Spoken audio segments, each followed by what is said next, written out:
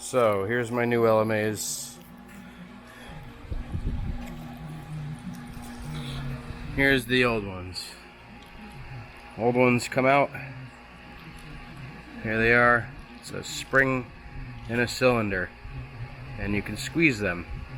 This one appears to be good, but some of them, when you squeeze them, they'll get stuck in the cylinder and they won't pop back up, or they will momentarily in a little while whenever they feel like it. So you replace them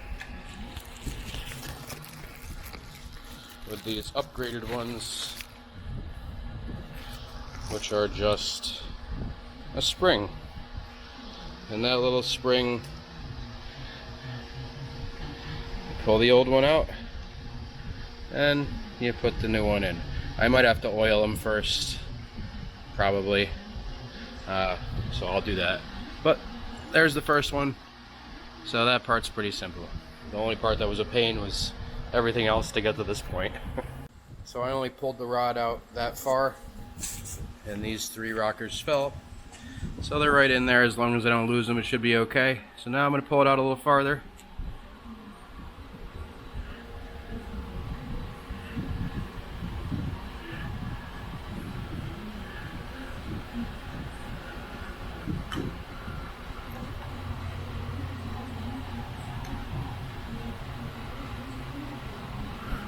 So there those are.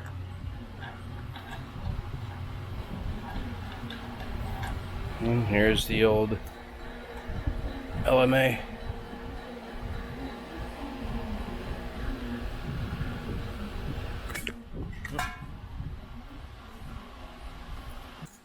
Now the third one.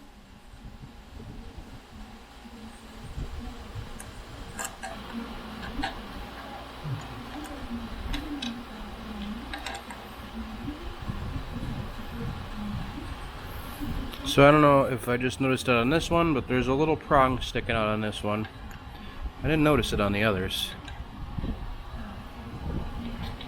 Oh, no, it is there. So these do go back in a very specific fashion. Exactly the opposite of how they came out. Alright, so I oiled up all the new upgraded LMAs, and I'm just sliding this in, this rocker shaft, and just doing, you know, these. I'm trying to put them together as a whole and then slide the shaft through, because the ones on the far left have a little pin. You can see it right there. So yeah, they kind of have to go in left to right, but the shaft is coming right to left. So when you're done getting the rocker shaft through, you insert this back in, and then you take your Allen key plugs and you insert those back in with new washers, and you torque them down to 43 foot-pounds. The Allen key plugs are torqued to 43 foot-pounds. I just realized there was no reason for me to take out this plate, because I didn't need to get to the Allen key plugs on this side. These come out without taking those out. So extra work for no reason, but that's what you get when you watch my videos. So there, haha. In order to change the new cam seals, the cam gear has to come off. To put it back on, it's 51 foot-pounds. You just slide the old one off, new one on, and here's the part number for the front cam seals. These are the part numbers for the upgraded LMAs. There's 6 per cylinder. Sorry, 6 per head. So now I'm going to remove the water pump. It's these 10mm bolts there. I count 8. Remove this spring from here. In order to get to this 12mm bolt, there's two 12mm right there and right there. The rest are 10s.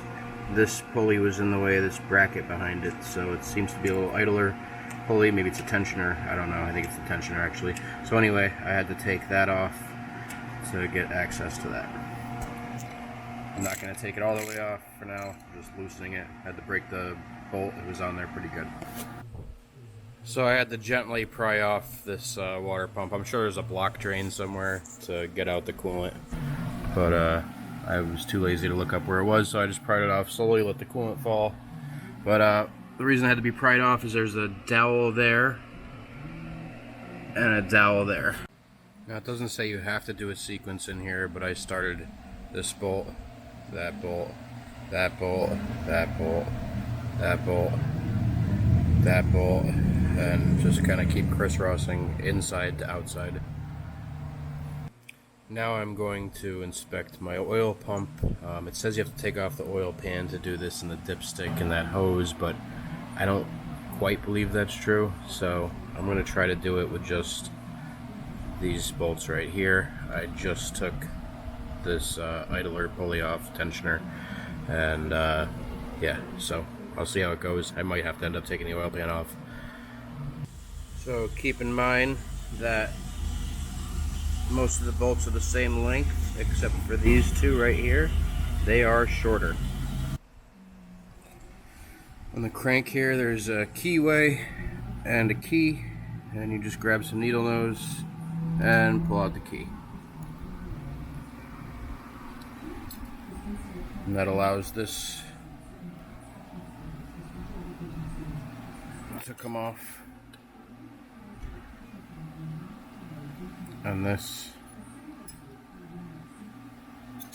And there is a crank seal, which I will also be replacing. As I started scraping away some of this grime here, I realized that this oil pump plate isn't just a plate right there that you can pull off. It's attached to this upper part above the oil pan, which seems to go all over the place. So, I don't know, the AC compressor might even have to come off to do this. But whatever, I gotta do it. So in order to start taking off the oil pump, you got to remove the oil pan. This engine only has one hoist point right there, so I'm going to have to use some ratchet straps to go around it, some nylon strapping.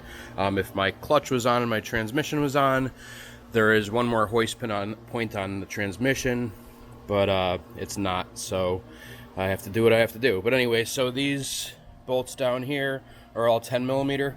Except for this one right here. This is actually a stud that goes from this oil pump housing down through there, so that one's a nut. It is also 10 millimeter, and a 10 millimeter here to remove the dipstick and dipstick pipe, which is right here. I just left it hanging. Yeah, so I'm gonna go all the way around, then I'm gonna hoist this thing up, pull off the oil pan, and attempt to continue taking off the pump. And while I have everything apart, I'm probably going to order an oil pan baffle slash windage tray. These cars on left-hand banks can suffer from oil starvation, so that's what I'm going to do. I also looked on an exploded view of the parts, and I ordered 8 O-rings. I believe one is for here. There is 4 inside this part, some in the oil pickup, and I think one for this oil filter housing, which this is also going to come off. There's this 12 millimeter here, and I'm not sure exactly what that is for, if it has to come off or not. I probably will just take it off. It's only one more bolt. I will list the part numbers for these O-rings. So it would be a lot easier once I lift the engine and do this, but I've been doing it the hard way, so I've been going around and taking off all the nuts and bolts. So there's all nuts on this side, but there is one stud with one bolt there ish. Back here you have more bolts and a nut there for that stud. And then as you get to this side, which is the rear, in order to get to the nut above the exhaust, you have to move this bracket. So, there you go. And then I'll just keep working my way around. Okay, to take off the oil filter housing, it appears to be one 12 millimeter here, here, and here. I think that's it. These two are the top ones. As you can see, the bottom one is much longer. Now, I like to not have to disconnect things if I don't have to. I'd prefer to swing them out of the way and leave them attached. Makes them easier to put back on because they're not all the way off. But in order to swing this one out of the way, after you take off those 3 bolts or before, you have to take off this hose clamp right here and slide off that. And when you disconnect that hose, coolant will come out if you haven't drained the block, which I didn't. So I just removed this one, and now I'm removing this one. And just remember, it's always just one more bolt. No matter what, always one more bolt.